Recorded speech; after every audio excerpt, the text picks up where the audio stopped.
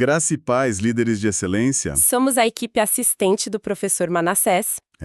E vamos comentar aqui aquela aula incrível do Clube de Pregadores, né? Aula para os alunos de teologia. Isso, para ajudar o pessoal a reprisar o conteúdo da aula, foi muita coisa boa. Verdade.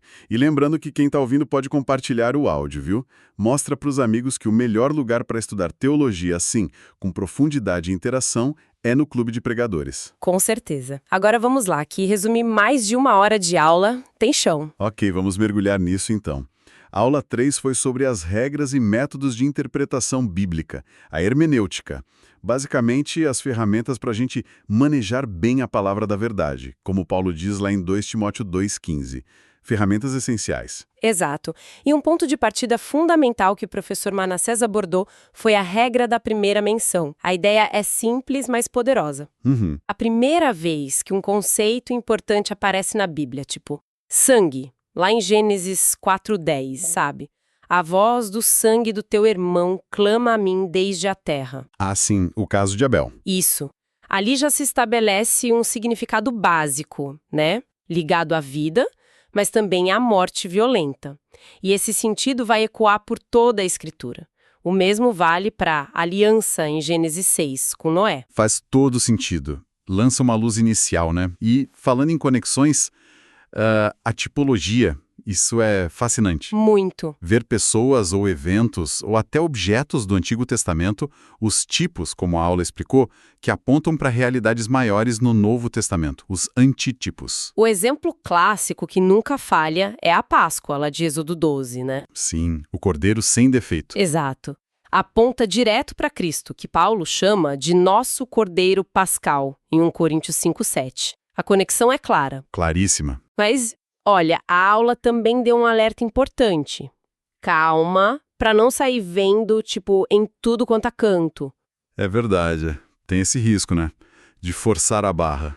Sim, geralmente o próprio Novo Testamento meio que confirma os tipos mais relevantes, como Adão sendo figura de Cristo, lá em Romanos 5. Entendi. E nessas horas, aqueles materiais de apoio do clube são ótimos. Tipo os quadros em PDF, sabe?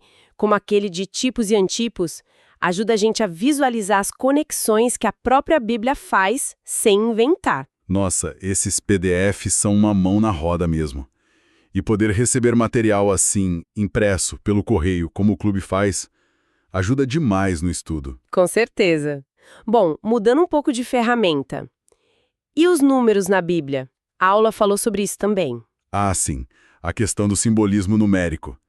Foi mostrado que alguns números aparecem com um significado recorrente, né? Isso. O 7, por exemplo, muitas vezes ligado à perfeição, à completude divina. Tipo, os 7 dias da criação. Ou 40, né?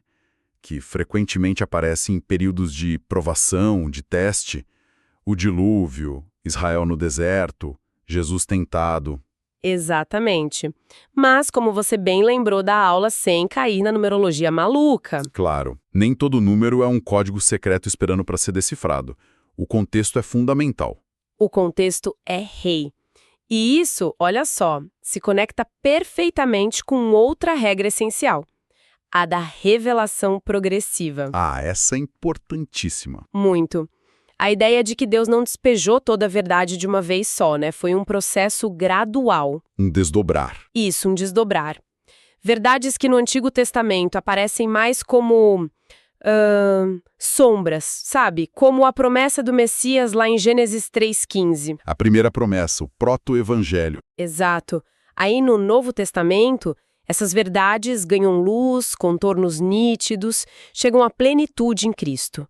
Basicamente, o Novo Testamento ilumina o Antigo. Entender isso muda tudo na leitura do Antigo Testamento.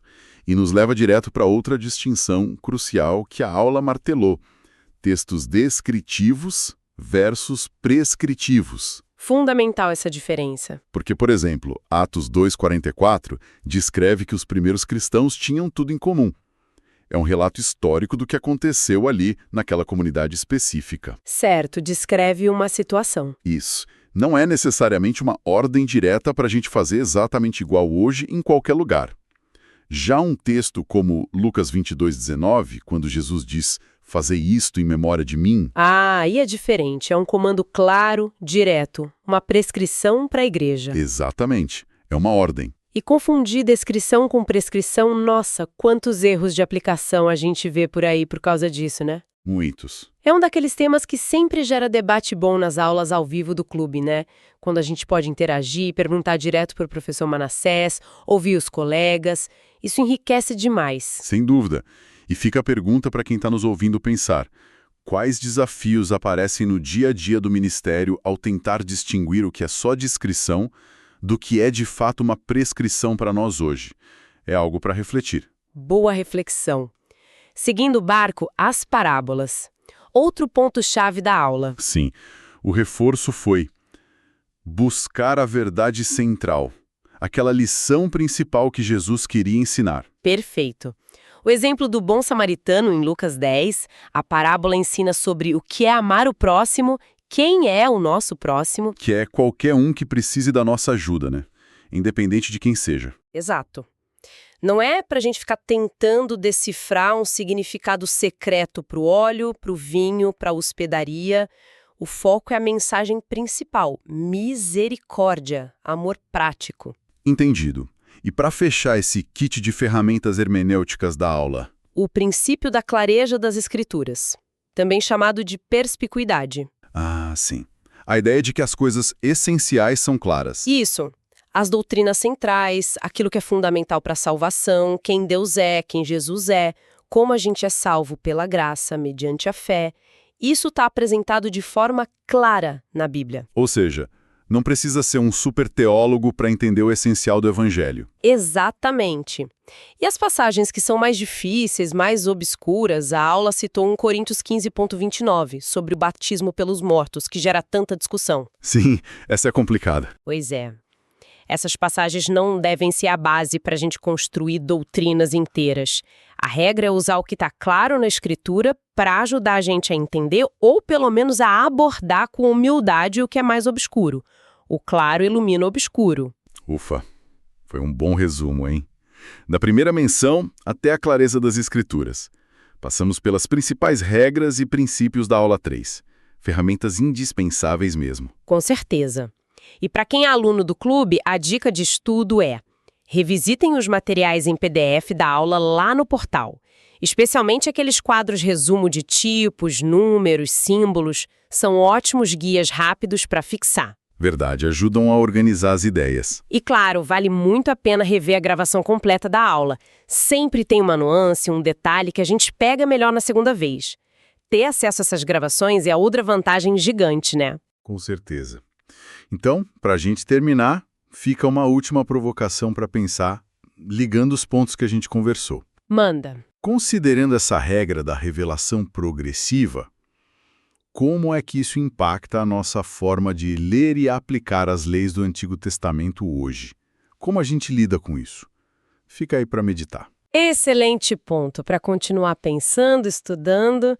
É isso aí, líderes. Continuem firmes manejando bem a palavra da verdade. Até a próxima revisão. Até a próxima.